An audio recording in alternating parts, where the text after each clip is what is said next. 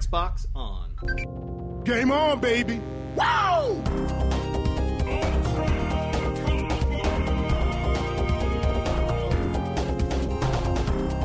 Don't make a girl a promise you can't keep. Let's do this. Hello and welcome to Xbox One Party Chat Podcast, the official podcast of the Xbox One subreddit. I am this week's host, Ross Miller, and I'm joined by everyone's favourite uncle. No? Mikey, you're not an uncle to anyone, are you? No, I'm not. No. It's Mikey J. Raymond. How you doing, Mikey? You alright? I'm doing well. Now, whilst a lot of us are all driving round of Australia, we don't have a full-length episode for you, but we have a special treat in store for you. Joining us on this episode is Robert Backstrom, who is producer on the game Warhammer Vermintide. Did I say that right? Yeah, it's actually Warhammer End times Vermintide, but we tend to just say Vermintide. I like shortening things. Or we should say the producer from Fatshark that worked on the game anyway. Yeah. So thank you so much for taking the time out on release date. We're actually recording this on the day that it releases on Xbox One. So you must be running around all day today in circles.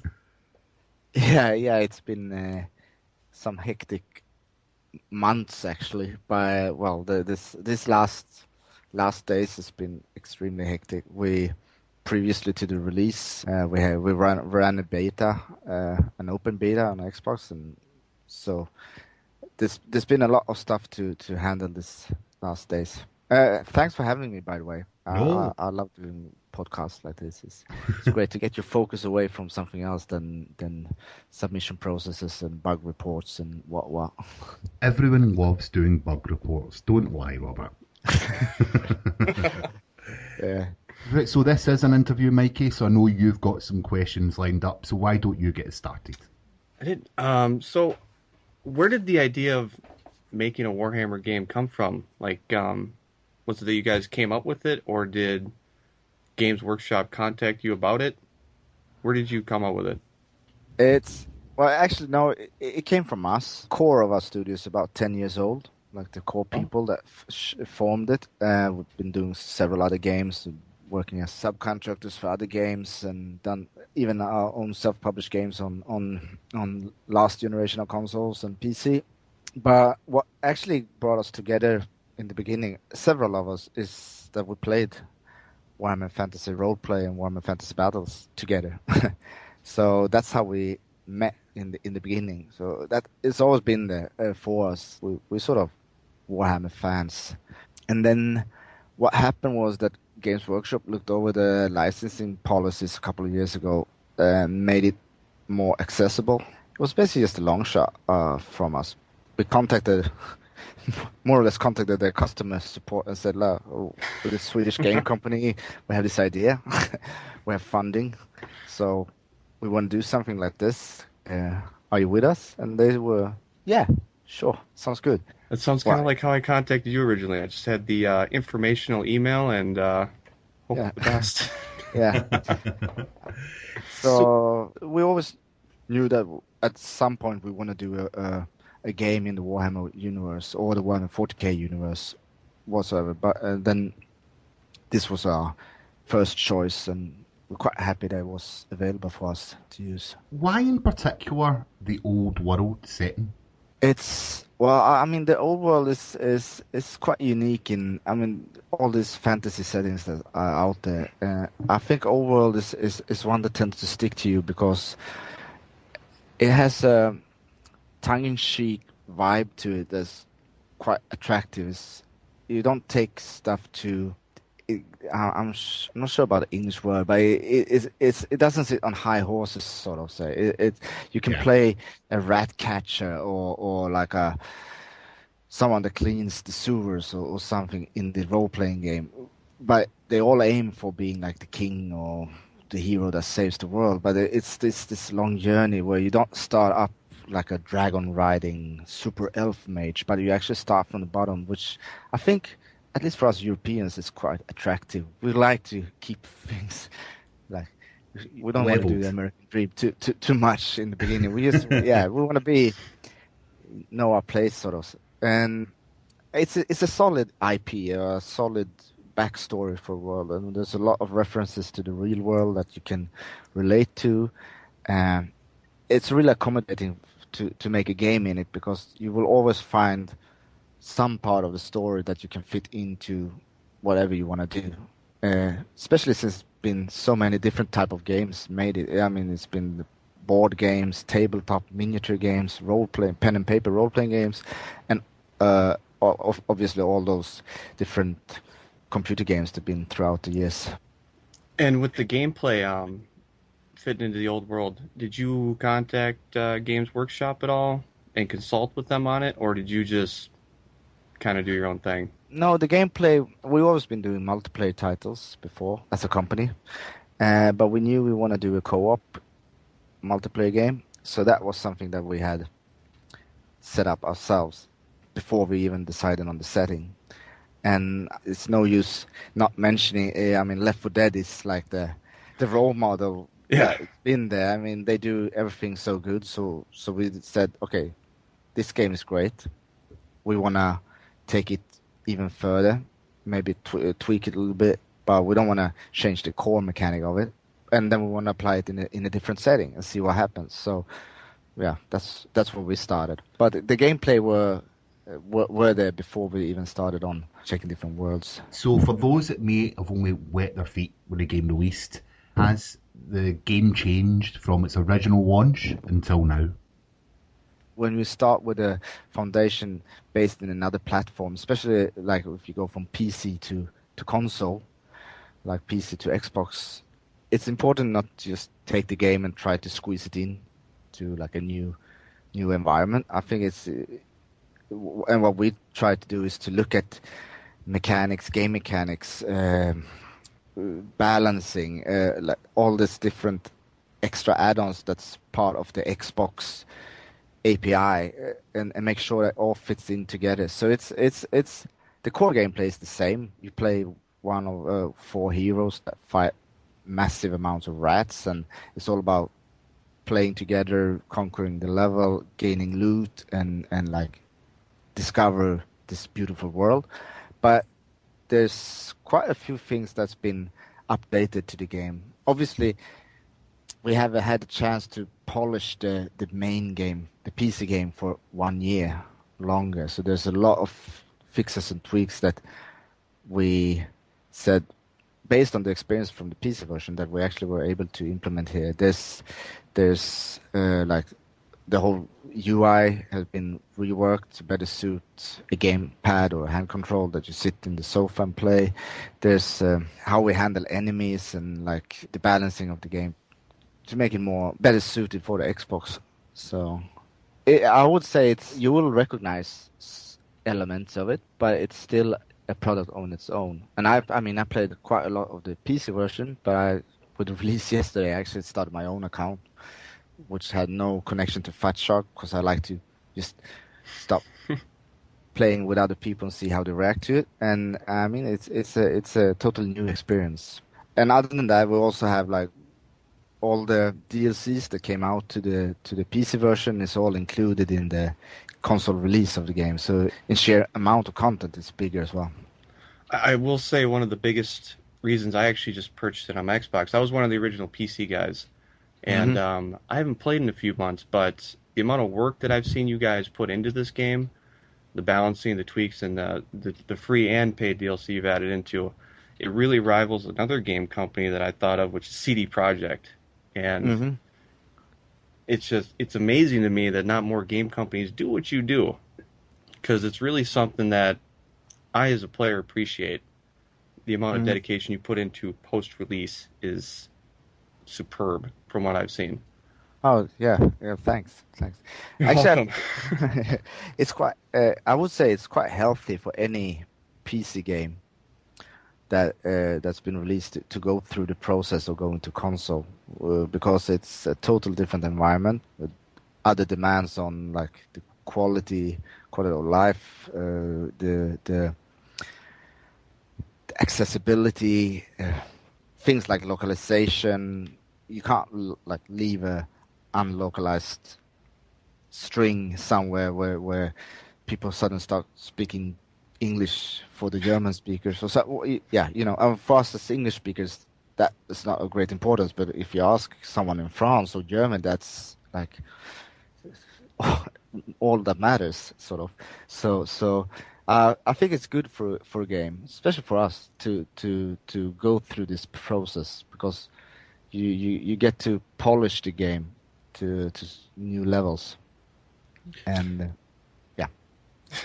You were just going to say that there, actually. So you are releasing through the ID at Xbox program, coming from PC to console. How has your experience been with working with Microsoft? I must say I'm really really impressed. The level of dedication or amount of dedication they shown us. It's been really impressive. Send them a mail and 10 minutes later you got an answer. Okay, you should do like this. And they've been more or less like mentoring us through the whole release process. So working with ID Xbox has been just outstanding, and that's been for me as a producer, but I can speak for like all the different departments of the game developing projects. Like the coders got excellent support on how to squeeze in a high performance PC game on the Xbox platform that is, well, for obvious reasons, not as powerful as the high end PC. But we got great help from them on that, and we got great help from the marketing side on how to utilize the IP the best and which channels we choose. We've been, yeah, they've been really helpful. So you can tell a big difference from the 360 time to now, and their approach to indie devs. That's a good thing to hear. And I know that they probably helped out a little bit in terms of some issues you might have had over the summer, because I was watching back an interview you did in May, and the original plan was to release before the summer. Now, obviously, it's a little bit past. So, like, what caused the delays, and how did you face those challenges?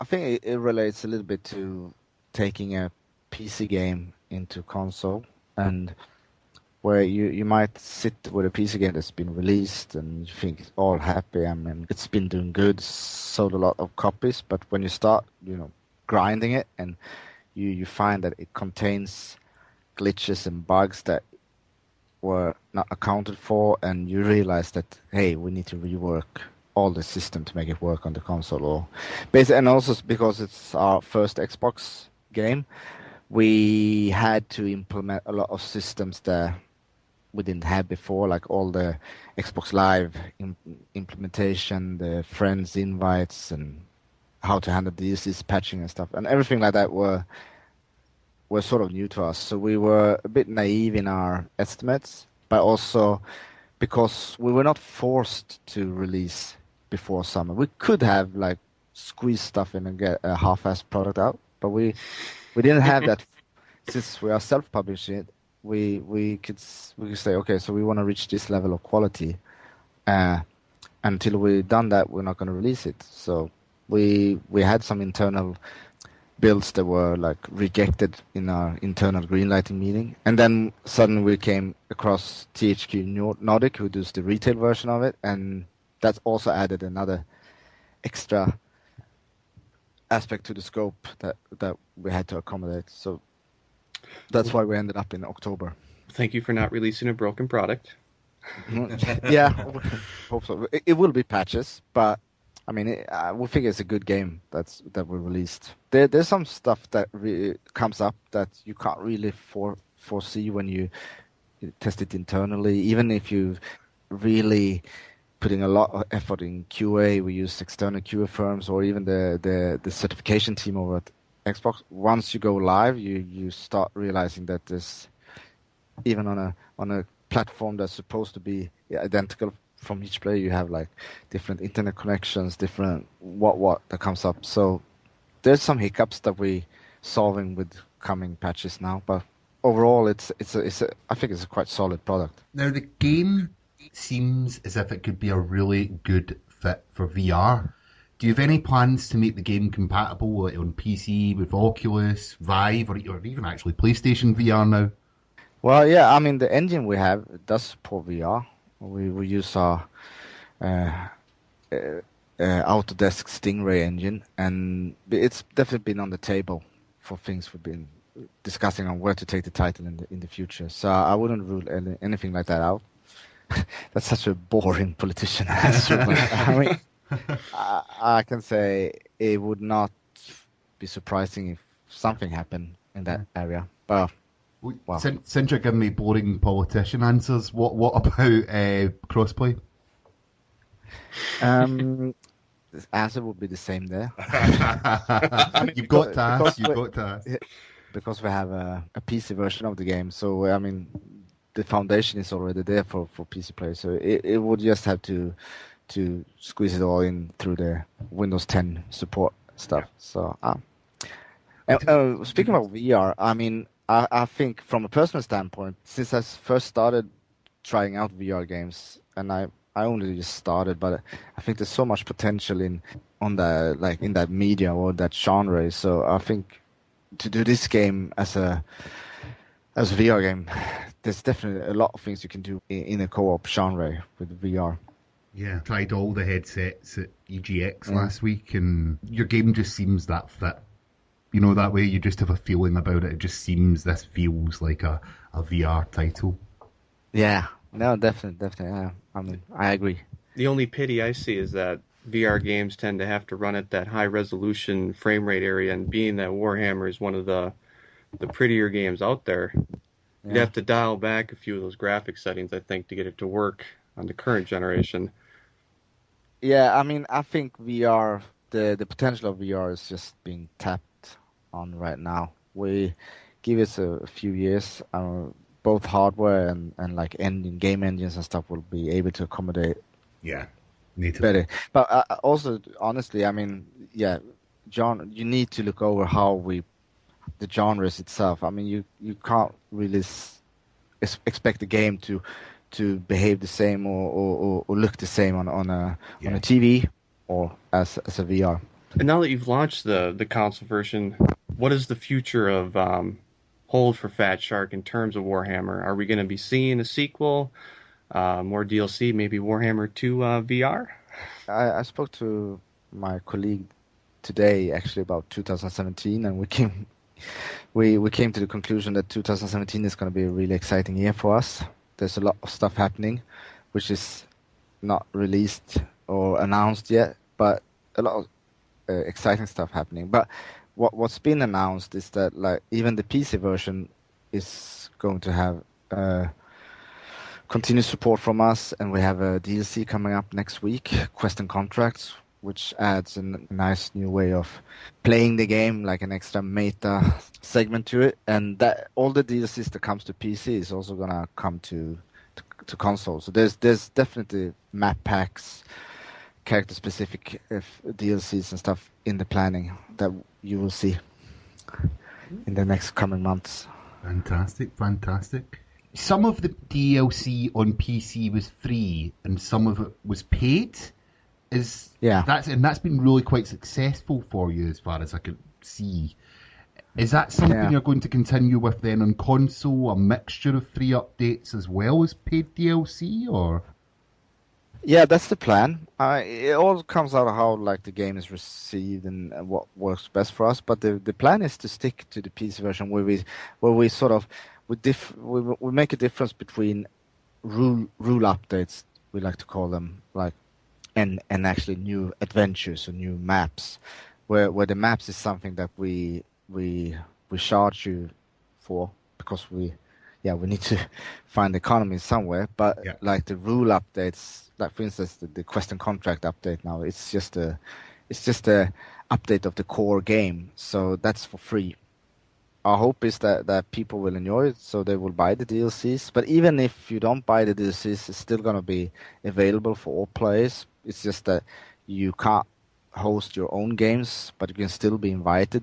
If your friend owns a DLC, you can still be invited to play a game on that map and enjoy it. So it's a quite I would say it's quite generous way of implementing DLCs.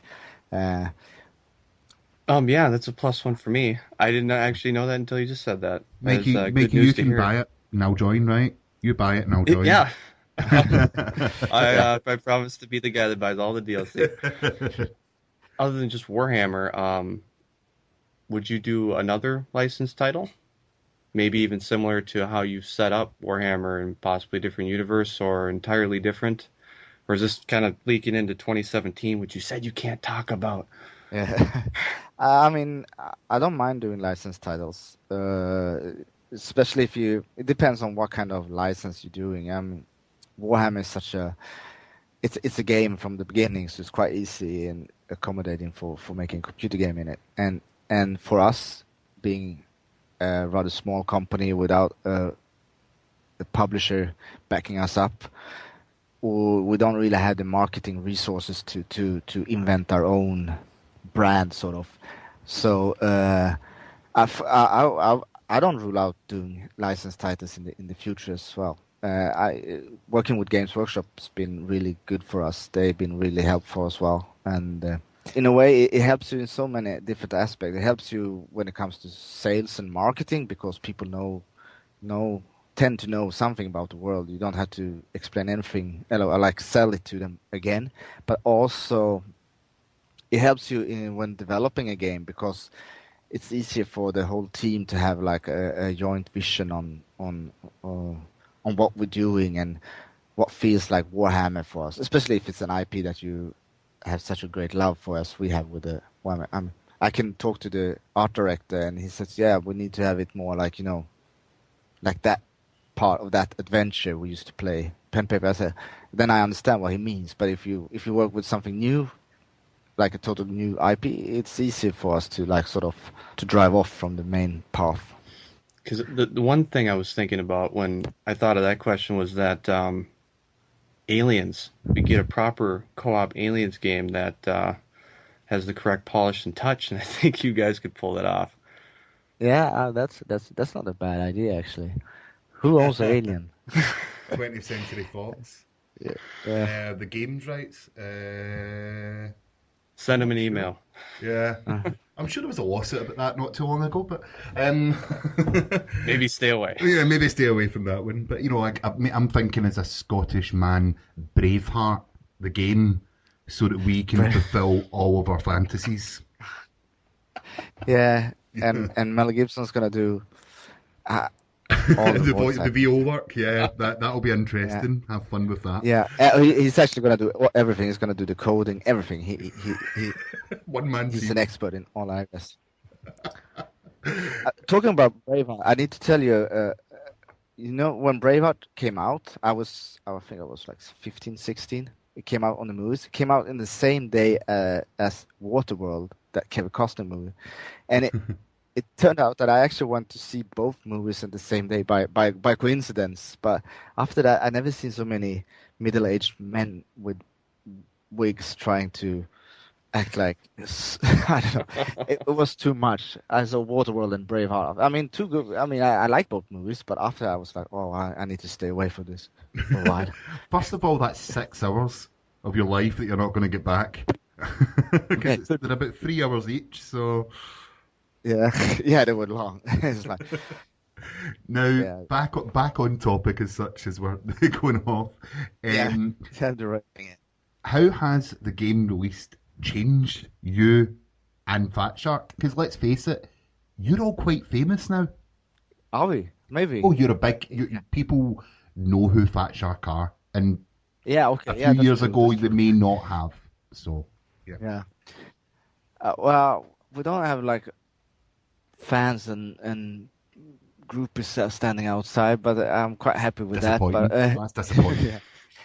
It's double-edged sword, because it's really nice to see there's a lot of people caring on what you're doing. I mean, the amount of threads on different forums that speak about your game or what your work is massive, and you can sit 24 hours a day just reading it.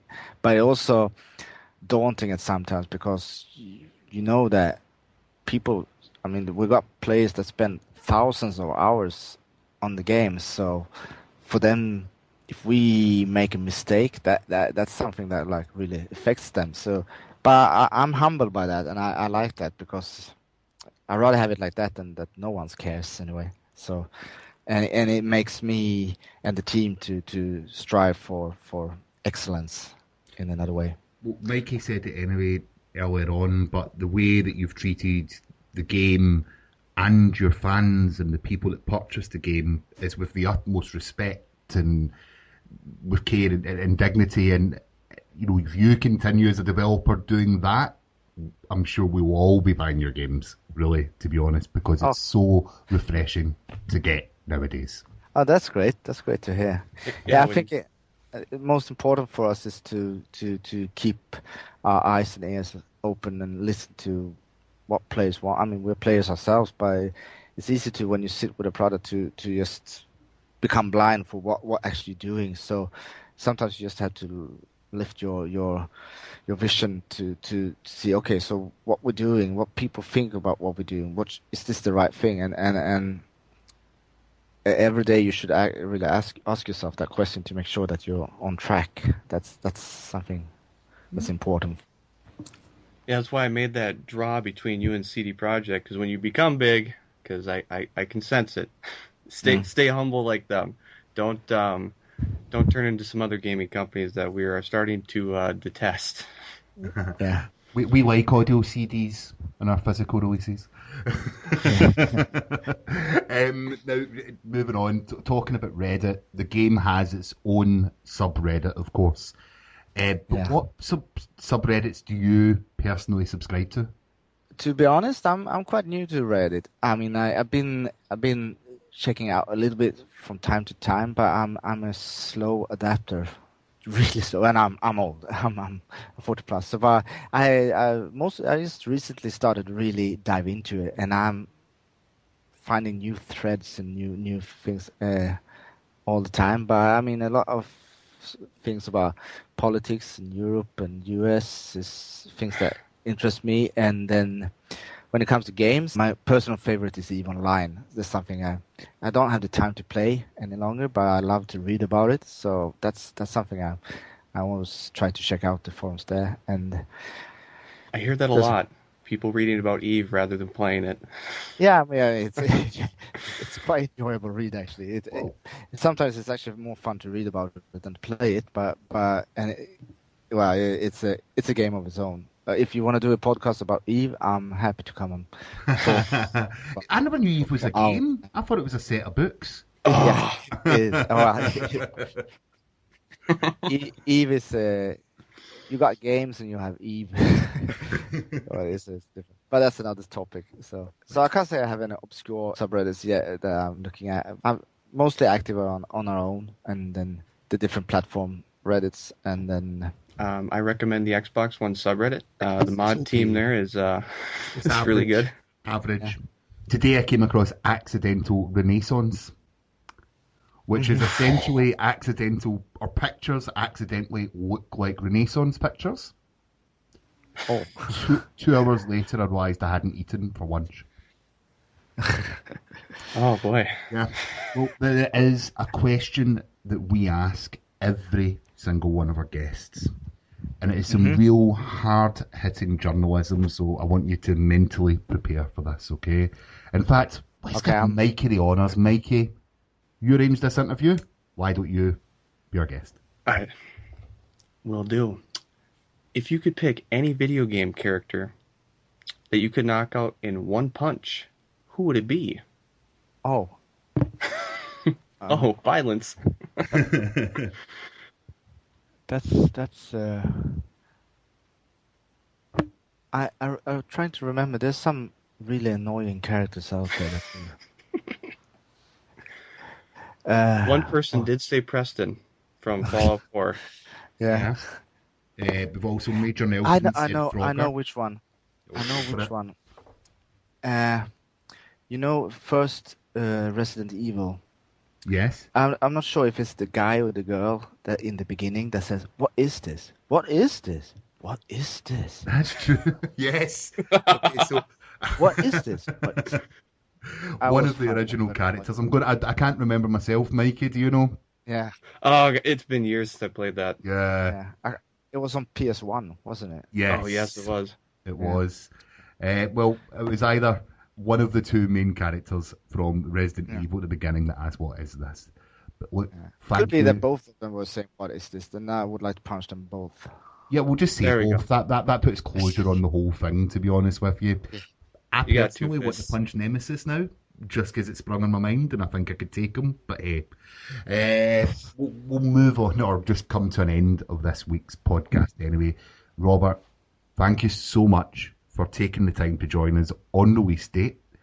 Now, this podcast will release tomorrow, so those listening on the day of release, I believe you're doing an AMA in the subreddit, is that correct? Yeah, that's true. Tomorrow, 4:00 Central European Summertime, I think we were supposed to be online. So yeah, we're doing that, and there will be some people from the dev team and some artists and all type of persons. So it's going to be a fun session, I hope. We'll all look forward to that. Looking forward to it. Yeah. And I'll also be making you a nice little header with some particle effects. Hopefully you appreciate it. I love it. It's great. Well, thanks for taking the time again. No, I just want to say thank you for having us. It's been a pleasure. Thank you. And for another week, Xbox off. You're listening to Xbox One Party Chat Podcast, the official podcast of the Xbox One subreddit. Let's do this.